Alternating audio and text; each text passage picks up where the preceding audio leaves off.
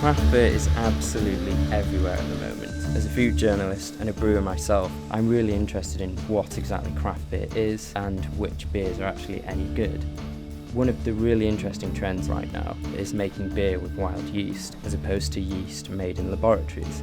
Probably the most interesting brewery in Britain doing this is the Wild Beer Co in Somerset, who are actually taking yeast from local orchards and making beer from it. These are the actual original apples. I just put in about 2 kilos. After about 3 to 4 weeks, it tasted brilliant, had big hits of kind of citrus peel, lemon zest. Apple as well. Yeah, and then I took the yeast from this beer and put it into a unfermented beer. And it was always positive flavors, so we just decided to make 2,500 litres. The Wild Beer Co aren't the only guys making beer with wild yeast, so I picked 5 other really great beers from around the world to try with my friend Al to see what they're all about.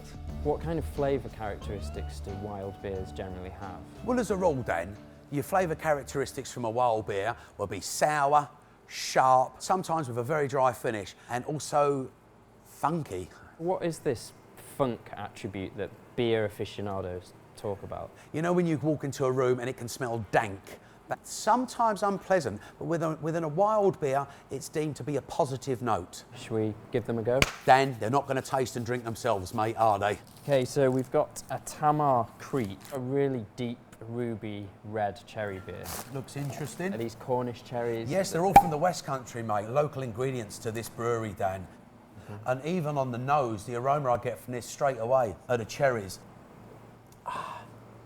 I get the cherries there as well, but to me that's predominantly pink grapefruit, pink grapefruit, pink grapefruit. It's extremely tart over the back of my tongue with a very, very dry finish, but really, really pleasant. What a fantastic aperitif. It doesn't taste like a fruit beer. It's dry, it's sour, it's quite palatable, it's not sickly. I've got to agree with you, mate. I wasn't too sure about this being a faux Belgian fruit beer, but it's absolutely fantastic. Cheers, my friend. Cheers. Brilliant.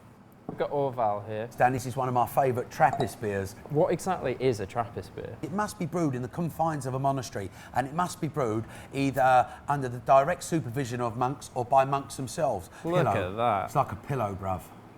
Dan, for me on the nose, I get sage, I get flowers, and I get that wet horse blanket we've been talking about. That smells like freshly cut grass, almost like silage. A sort of farmyard smell, very musky. Oh, an extremely dry finish. And this for me is a fantastic drop of sunshine in a glass. That was absolutely delicious. Should we try another one? I think it'd be rude not to, Dan. From Belgium all the way to Bermondsey in South London. I know this is very, very low in ABV, only 2.5%. So it's a beer meant for quaffing, Dan. It's probably one of the lightest beers I've ever seen. I get quite a lot of sour peach where I was expecting to get lemon drop. Wow.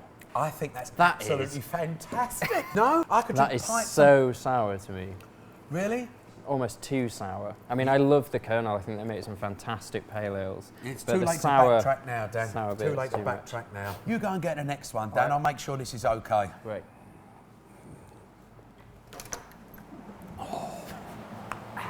Why are you laying that down like that, Dan? You should always store a gueuze on its side, just to keep the cork moist so it never disintegrates. So where on earth's the head? I mean, to me that doesn't look fizzy. Head isn't a sign of carbonation anyway, Dan. I'm sure it's hiding in there somewhere. It's almost like a kind of apple vinegar. Not in a derogatory sense, but I can understand where the apple cider vinegar note is coming from. The Wow. funky note of this has actually taken me off my feet. That doesn't even taste like beer. I would say it's almost like a very dry white wine. The first time I tried this Cantillon, I wanted to sprinkle it on my chips. It wasn't pleasant to me. I didn't like the mouthfeel, didn't like the sourness to it, but I'm growing towards it. People often call this beer the champagne of Belgium, and I think I'd have to agree with them. For me, this is actually more like champagne than a beer, or the champagne of beers. Should we try another one? Definitely, Dan. I think this is the weirdest beer I've ever tried. Did you say weirdest beer or weirdest beard? Beer. That it's to do with a beard. Apparently, you can actually cultivate yeast and grow it on your beard. He took 9 follicles of the brewmaster's beard, took them to a laboratory, and now it's in the beer. Is this going to taste beardy? I mean, what does a beardy beer taste like? Your guess is as good as mine, my friend. Cheers. Cheers. I'm getting banana, passion fruit, pineapple. Passion fruit and pineapple definitely comes from the hops. These are quite prevalent in the west coast of America, hops, and also a lot from Antipodean areas. So that makes total sense because the brewery's in Oregon. So you're not getting any beard notes? Not that's making me feel unwell or repulsed, Stan, to be perfectly honest with you. This feels and tastes to me like a sessionable beer. Okay, so this is a Somerset Wild from the Wild Beer Co, where I went to learn about wild beer.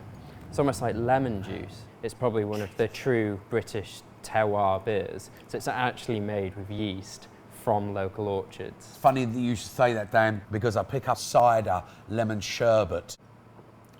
Wow. That to me has a very, very complex lemon note to it, is extremely refreshing, and at 5% I'm a little daunted. On the nose, not overwhelmed. On the palate, extremely friendly. This is my favourite beer by them. Dan, this is absolutely at the apex of the game. To be honest, I've been completely blown away by these wild beers. They weren't as I expected them to be at all. I can't believe I've not been drinking more of them, and from this day on, I'll be involved with them a lot more and spreading their love. It's been a pleasure, bruv, a pleasure.